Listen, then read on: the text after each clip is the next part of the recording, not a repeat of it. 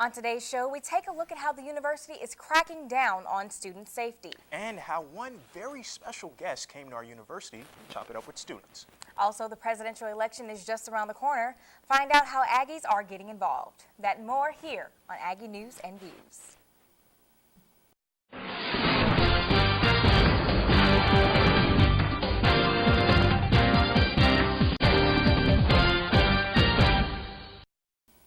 Thank you for tuning in to Aggie News and Views. I'm Dominique Moody. And I'm Marilyn Parker. We start today's show off by looking back at ESPN bringing light to our campus with a very special guest.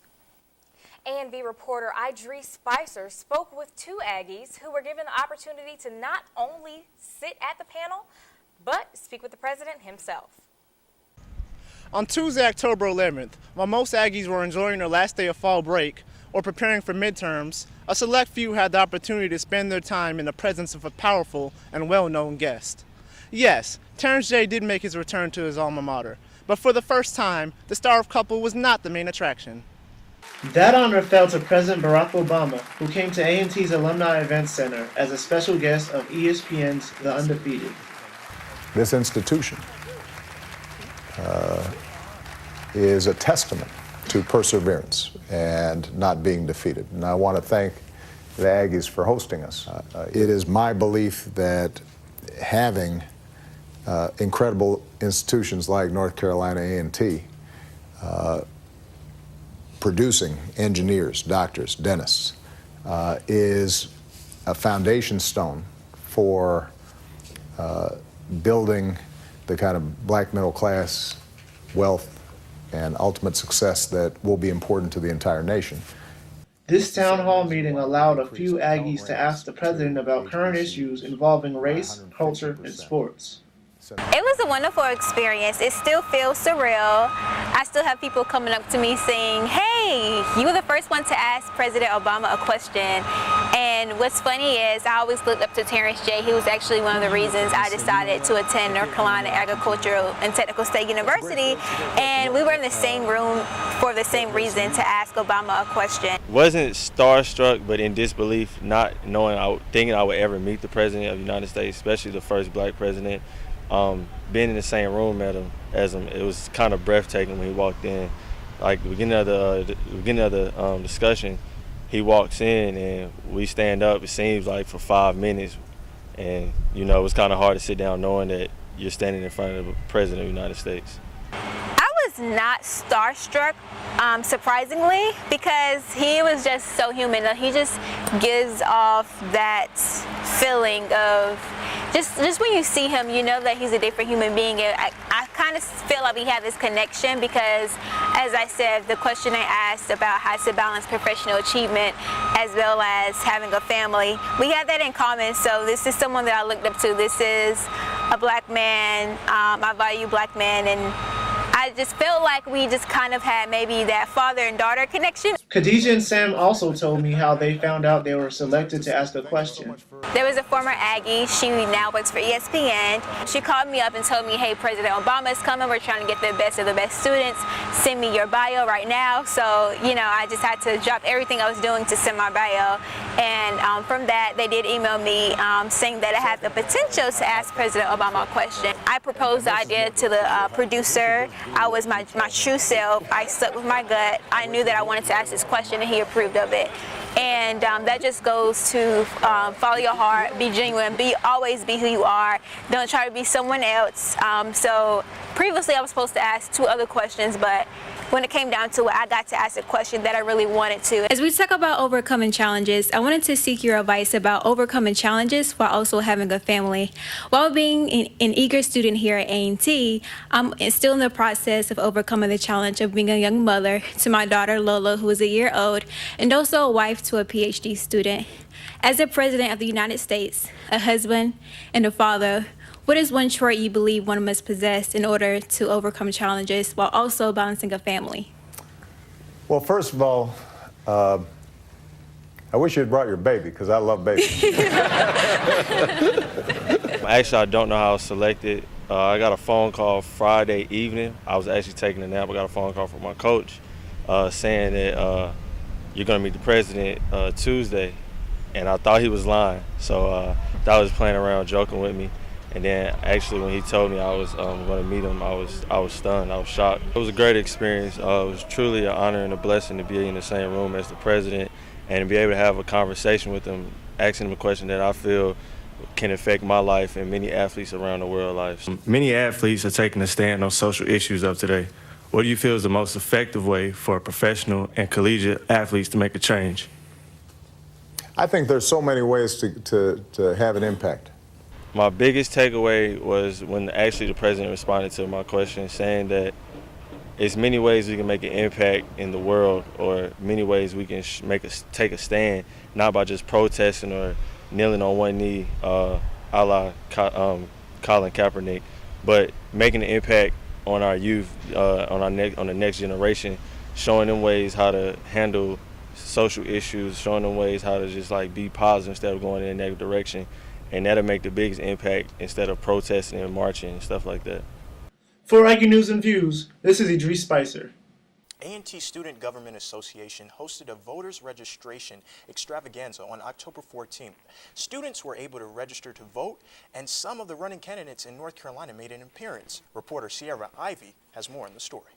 I'm here in the student center where SGA and students for the voters registration extravaganza where Black Votes Matter. Okay, so this event today is an event that is supposed to get students excited about voting.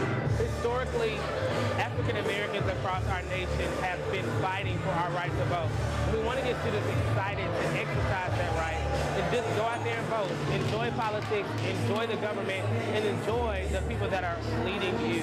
I want to see Black people be more responsible and take advantage of their right to vote that was given to us that we didn't have before. I did encourage other people to come out today. I brought two of my homeboys with me to come out and the fellowship with the other Aggies on voting. Well, we're shooting for 500, and so with the canvas of 11,000, I kind of feel like that's low, but we have been working at this for a while now. And so with our cap of the event, last day to register to vote, we want to do a big extravaganza, get candidates out, have food, get students excited about voting. So that's why we're pushing for 500. For Aggie News and Views, I'm Sierra Ivy. Voter registration is now closed. Early voting starts October 20th, and Election Day is November 8th. And our university will serve as an early voting site. Go to the Dudley Building during these times starting October 27th through November 5th for voting in the upcoming local, state, and general election. We'll be right back after sports with Noah Wilder. The A&T football team keeps rolling along with 2 more victories since I last saw you, both in front of a national television audience. The Aggies stomped all over Norfolk State in October 6, 35-0 at A&T Stadium. The Blue and Gold then headed down to the beach on October 15th to take a 52-35 shootout over Bethune-Cookman. Josh Lowry has details on both the games. Welcome. It was another record-setting day for A&T, playing on a Thursday night on ESPNU in front of a packed crowd at Aggie Stadium. Coach Rod Broadway will be trying to keep his Aggies undefeated in the MEAC and on pace for another conference championship. The record setting was done by this man, Tariq Cohen, but we'll get to his exploits a little later. It was the defense who really got the Aggies going early on, limiting what the Spartans could gain on the ground. Here, half the Aggies get in on the stop. On the very next play, the Spartan quarterback tries to scramble, but big number 99, Marquise Ragland, is not going to let him go anywhere soon. The offense got going in the second quarter. A nice little drive starts with Denzel Keys tiptoeing down the sidelines to keep his feet in bounds for a 12-yard reception. On the next play, quarterback Lamar Raynard finds Xavier Griffin over the middle for a 20-yard gain to the Norfolk State 9-yard line. 2 plays later, Raynard keeps it himself up the middle from 4 yards out and into the end zone for a 7-0 Aggie lead.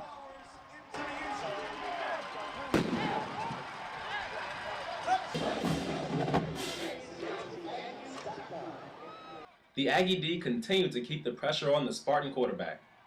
Another sack would lead to good field position for the Aggies' next drive. And again, the Aggies would find success through the air. Raynard hits his big tight end Leroy Hill over the middle to move the Aggies inside the Spartans' 10-yard line. 2 plays later, Elijah Bell pulls in the pass in the far corner of the end zone and the Aggies dance off into halftime with a 14-0 lead.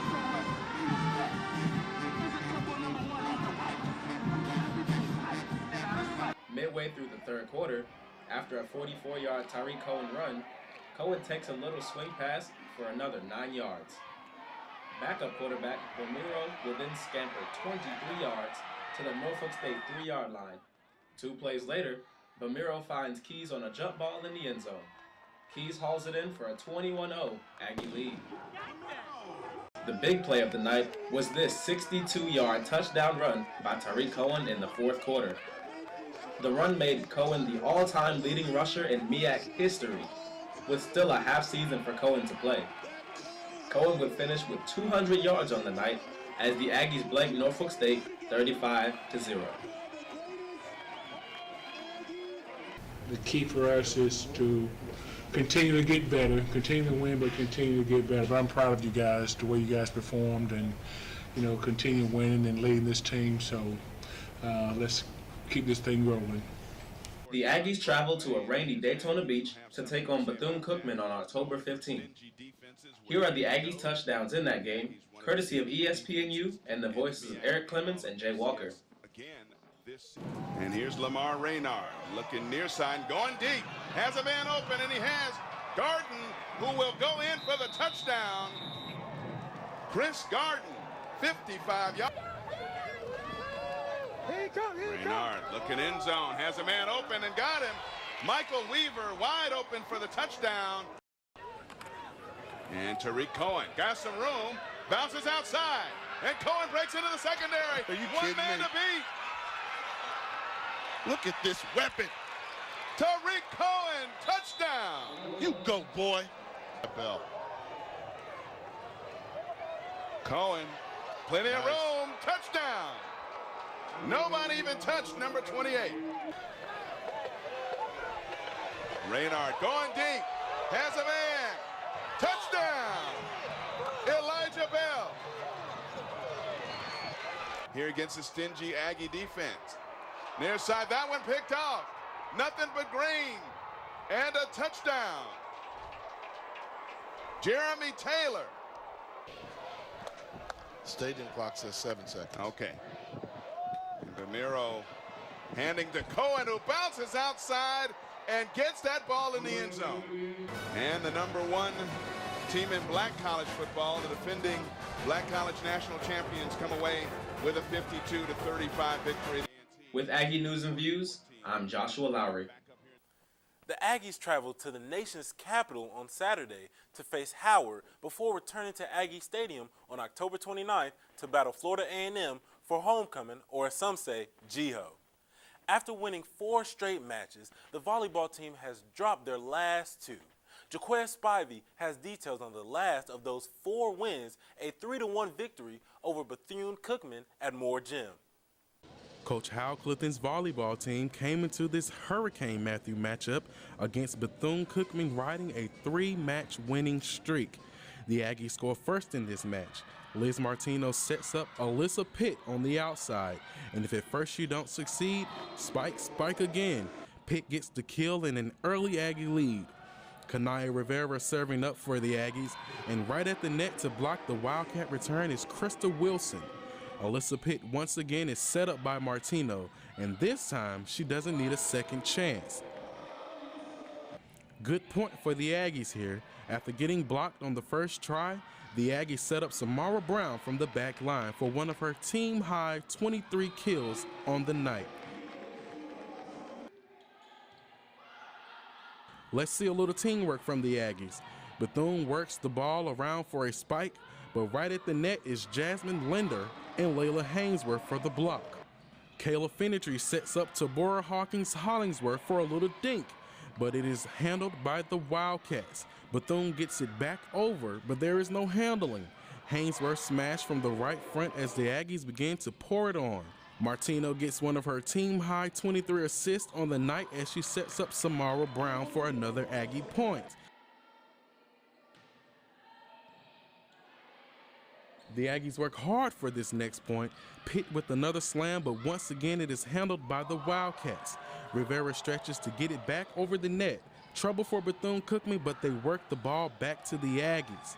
This time, Pitt goes up, but instead of one of her high-velocity smashes, she just finds an open space to the Wildcat side for another Aggie point. Samara Brown with the service winner to set up game point for the Aggies. And she then serves on the final point for A&T, and the Aggies win the first game and will go on to take the match 3-1. For Aggie News and Views, I'm Jaquez Spivey. The men and women's cross-country Aggies are 3-2 in the MEAC and 6-11 overall. Next up, the Aggies will travel to Durham to take on North Carolina Central on Friday night.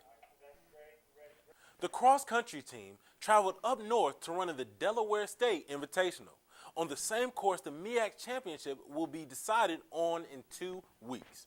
It looks like it was good preparation for the MEAC meet, as both the men's and women's teams literally ran away from the competition on October 15th. Both teams finished in front of all the competition. The men's squad coming on top of 6 teams, while the women runners topped 7 schools at the meet. In the men's race, 5 Aggies placed in the top 12 overall. Darren White led the Aggies with an overall second-place finish. Hakeem Mustafa finished 4th. Daquan Maddox came in 9th, Marquise McGee in 10th, and Corey Aiken completed the Aggies' domination with a 12th place finish. On the women's side, Aggie Jasmine Butler came in 2nd place overall. Behind Butler for A&T was Miranda Green in 5th, Camille Martin in 8th, Imani Coleman in 11th, and Kristen Barnes came in lucky 13th. In only their 3rd match in history, A&T's newest program had its best 2 rounds of the season as the women's golf team finished 4th out of 7 teams at the Austin Peay Intercollegiate Tournament. Aggie Sophia Alvarez, that's her over my shoulder, had the top finish in program history. Alvarez finished in 3rd place overall out of 41 golfers, just 2 shots behind the winner. J.C. Harvison tied for 13th overall for the Aggies, and Deja Smith, Erica Jackson, and Jocelyn Andrews all had their lowest rounds of the year in this tournament. Next up for the Aggies is the Savannah State's Fall Tiger Invitational on Halloween morning. The A&T bowling team came in 3rd place nationally last season in the NCAA Women's Bowling Championship. And MEAC coaches and sports information directors are expecting the Aggies to be tough again this season. A&T was selected as the preseason favorite in the MEAC Southern Division again this season. Last year, the Aggies had a 19-5 conference mark and a 78-39 overall record. The Aggies will have a new coach this season. Kim Terrell-Kearney has been a professional bowler for over 20 years and has won 10 tournaments, including the U.S. Open in her career. She has previous coaching experience in the MEAC at Delaware State, where she led the Hornets to a top 5 ranking in 2009 and was named MEAC and NCAA Coach of the Year. Aggie Mackenzie Robinson was selected as the MEAC preseason Bowler of the Year. Last season, Robinson notched averages of 200 or more at 7 different tournaments. She led the Aggies in total pinfall with over a 200 average per game. Robinson earned 2016 MEAC First Team honors and was honorable mention to the National 10-Pin All-American team. The Aggies start rolling for strikes on Friday at the Wildcat Invitational in Orlando, Florida. Thanks for joining me. I'm Noah Daniels-Wilder. Now back to you, Dominique and Marilyn. Thank you for that sports update, Noah, and thank you for staying with us. New at this hour, we actually begin with a UNCG police officer actually being in the crosshairs and the center of a controversy over a social media video. Yeah. We have that video. Take a look. Our AMV reporters reached out to Delaney Vandergrift, however, she was unable to respond. Startling. A campus safety conversation was held in Harrison Auditorium with appearances by Chancellor Martin, the City of Greensboro, University Police Department, and Campus Evolution Villages. The discussion was in light of the death of 2 A&T students, and Stuart Scott has the story. On Thursday, October 13th, dozens of Campus Evolution students, residents, and police officers all came together for a safety meeting in Harrison Auditorium. Chancellor Martin begins the meeting by addressing the importance of the student body. and how safety is a priority. Students, we are hosting these continuing discussions with you so that we continue to share with you and engage with you how we are partnering with a host of individuals who look to help keep this campus safe and this community safe. Chancellor Martin then continues to talk about students being a major part of the community and giving feedback on what safety methods work and which methods that do not work. You're partners in our conversation because you have to also be a part of the conversation as well. We want to hear from you tonight to address issues just like this. After the safety meeting was over, we got the chance to talk to Jamal, one of the 9 members of the Greensboro City Council, and Jamal reinforced the importance of safety. Entrepreneurs or whatever they want to do, but safety is number one. A safe community is a growing community and a community that is set up to be successful. For Aggie News and Views, I'm reporter Stuart Scott. Now back to you, Dominique. You know, now the university has added a new addition to increasing student safety that can be accessed anywhere at any time.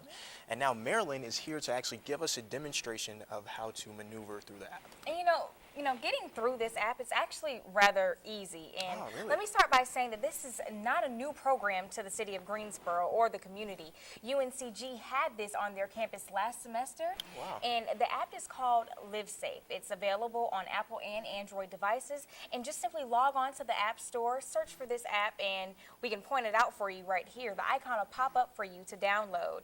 It's a free download, and once it's on your device, you can select the region or area you are in. So, of course, we would select North Carolina A&T's campus, and you have the option of choosing, you know, the Four Seasons Town Center. If you head over to UNCG, Winston-Salem State, there's a variety of options for you to choose from. Now, for the app to work at its best, you have to have the device location activated.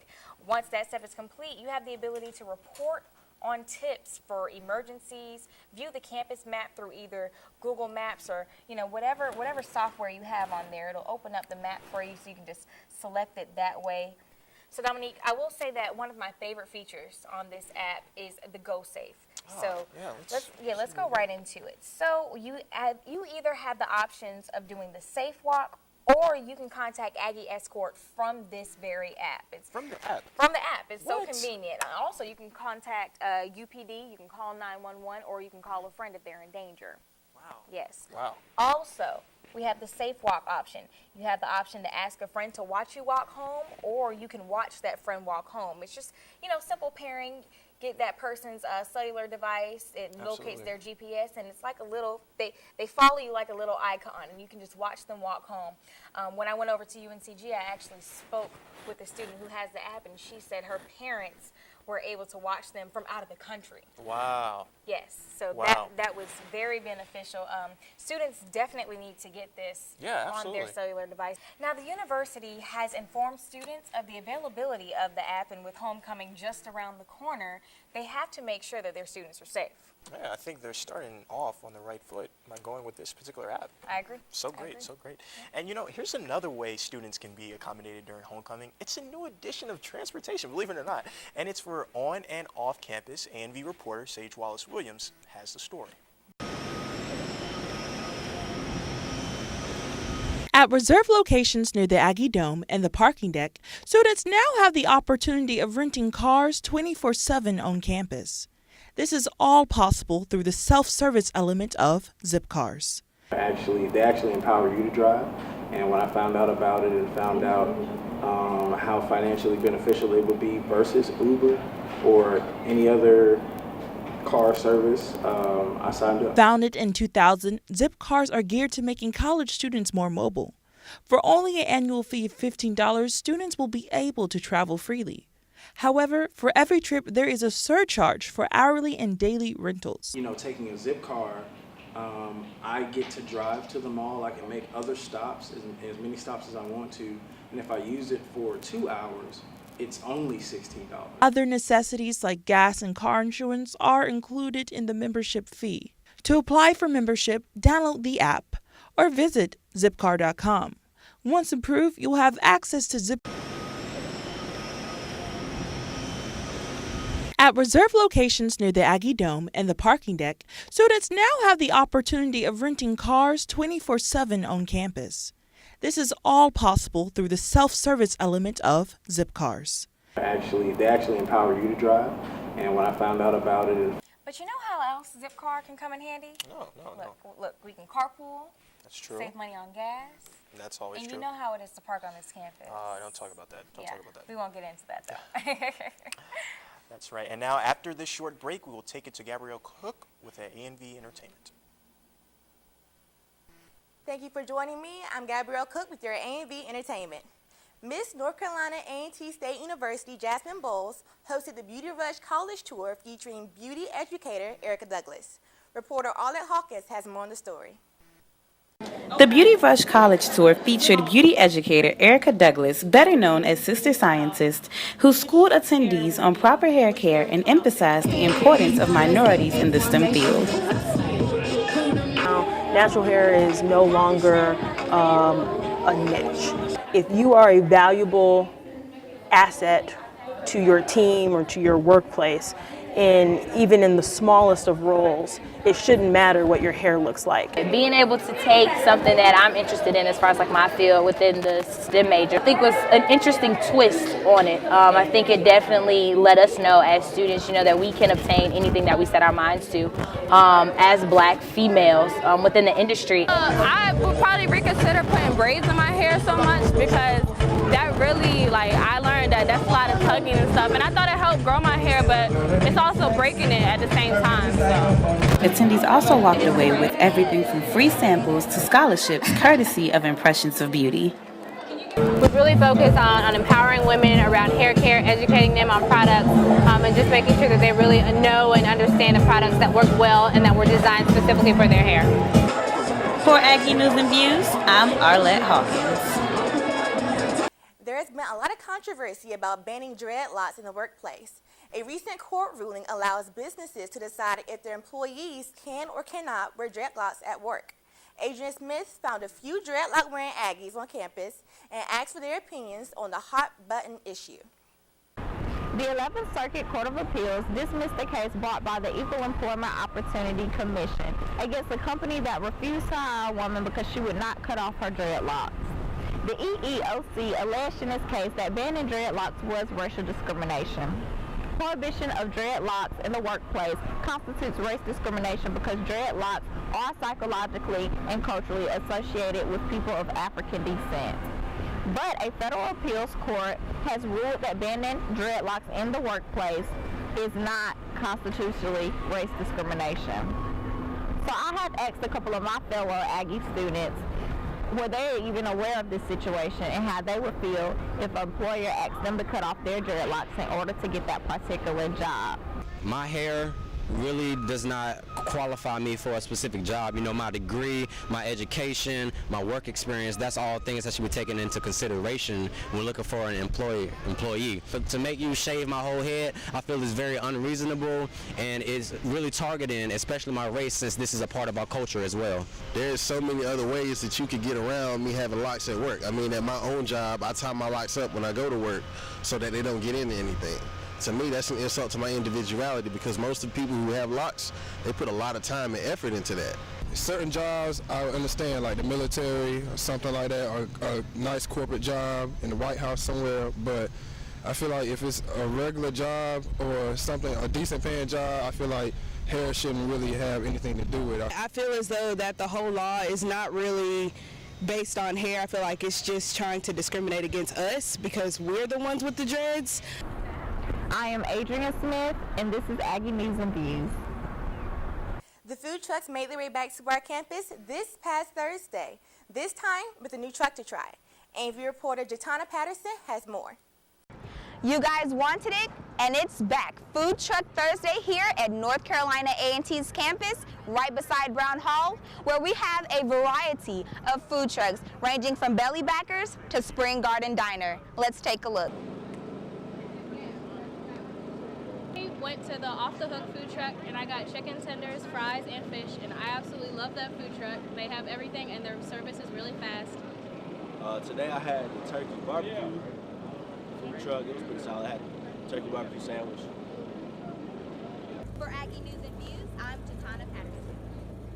Stay tuned later for our It's a Greek Thing panel discussion with me, Ms. Kristen Shipley, and Dele Odumosu. Thanks for joining me. I'm Gabrielle Cook with your A&V Entertainment. Welcome to the Aggie News and Views It's a Greek Thing panel discussion.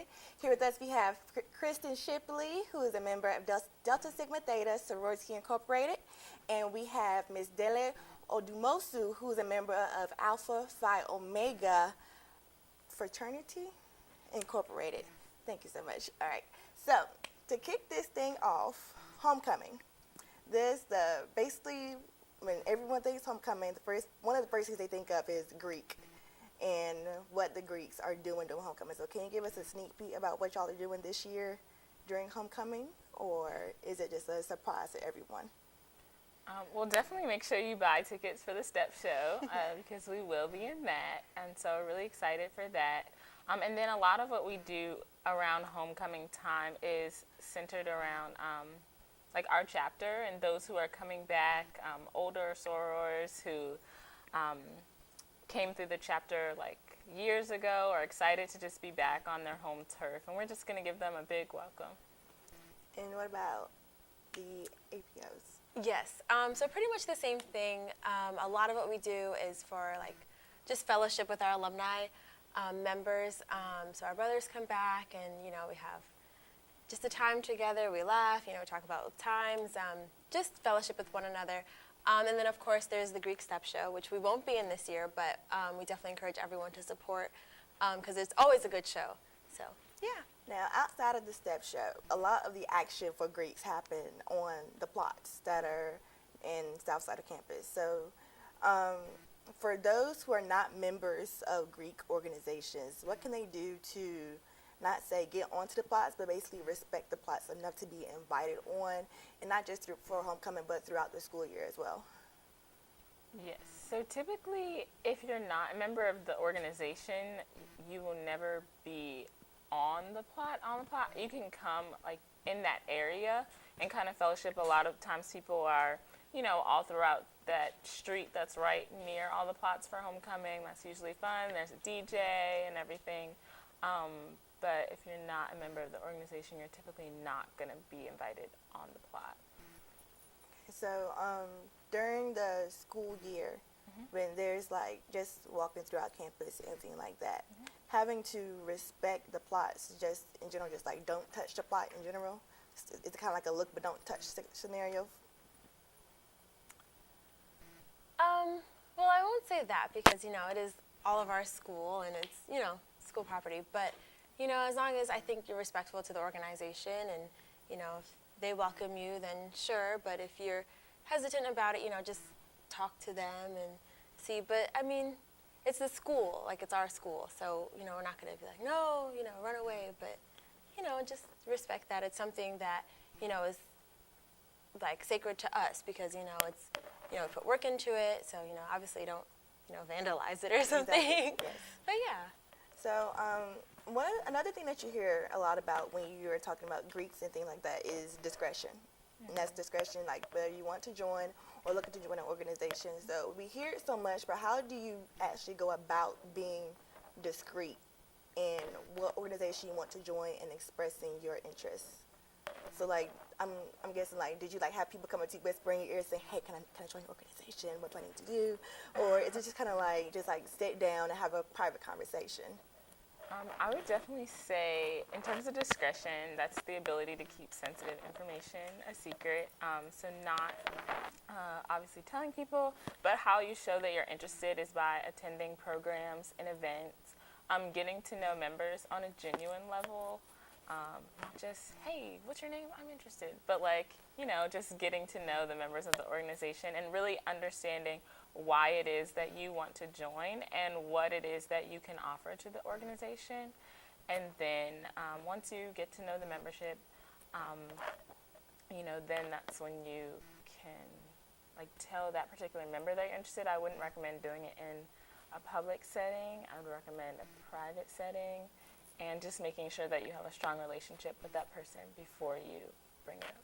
Now, do you recommend, you obviously need to do your research on an organization before you decide that you want to make a commitment. So do you recommend those those who want to join an organization to know their history of the organization, like back to back to back, or is it just something that you learn as you go? I think, a lot of it you learn, through your process, but it's definitely always good to know, enough about an organization. You don't want to, you wouldn't join a club or something, if you don't know anything about it. So definitely, I think the more you know, the better. That helps you, just get to know the possible, brothers or sisters you might have, and, the legacy that is there in the history.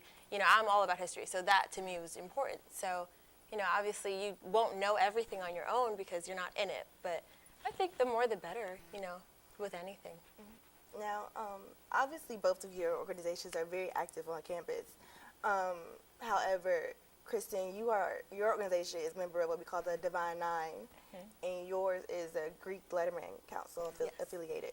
So do you feel like you have to fight harder for recognition for your organization? Because when you think of Greek, you don't really think of Alpha Phi Omega or Swing Phi Swing. You really think of all the Divine Nine, like Delta Sigma Theta, aka. Do you feel like you have to fight harder for your recognition on campus?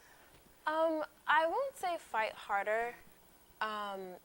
Obviously, it's not the most common, I'll say, especially in like historically black colleges. We have a lot of chapters throughout the country, but like you said, you think of Divine Nine. But I do think that we do work hard because we're about leadership, friendship, and service, and that is what we focus on.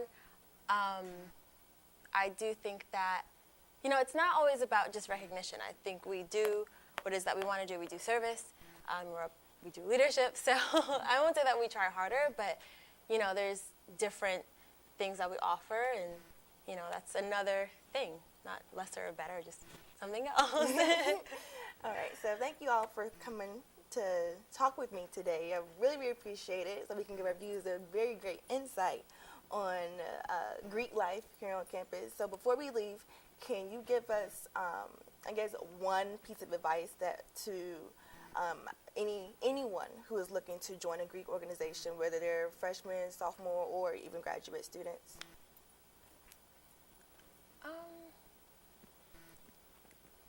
I say just. I'll say, yeah, I would say definitely just make sure that you do your research and just make sure that you're a well-rounded person in general. I mean, that's just like general advice. So, make sure that your grades are good, you're doing community service and you're taking on leadership roles and you're active on campus. But I think that's general advice. Not just, don't do those things just because you want to be Greek, but do them because you should. Yeah, I agree. General advice, be as best a student as you can, and just make sure that it's an organization that you like and you're in it for the right reasons. It's so much more than just sitting here with letters on or anything like that. It's a lot more than that. So make sure that you want to really do it. It's a commitment. Yeah, it is. It's a commitment. So make sure exactly lifelong. Thank you. You took the words. So be ready for that. All right. Well, thank y'all so much for coming, and we are going to take it back to the desk. So thank you. The Student Health Center hosted a pink parade that remembered, honored, and brought awareness to those whose lives were interrupted by breast cancer. Students, staff, and guests walked from the health center to the clock tower and ended the walk with a balloon release dedicated to those affected by the disease. The ceremony then continued inside the health center with a mini program to recognize survivors. The Office of Student Development presents a Hurricane Matthew relief drive sponsored by Mr. and Miss A&T, the Bull City Aggies, and the Department of Animal Sciences. They are accepting now perishable food items, toiletries, and utilities, and these items can be brought to Murphy Hall, Suite 104 between October 14th to November 14th. Thank you so much for joining us today, and be sure to follow us on all of our social media accounts. As always, I'm Marilyn Parker. And I'm Dominique Moody. Have a great day.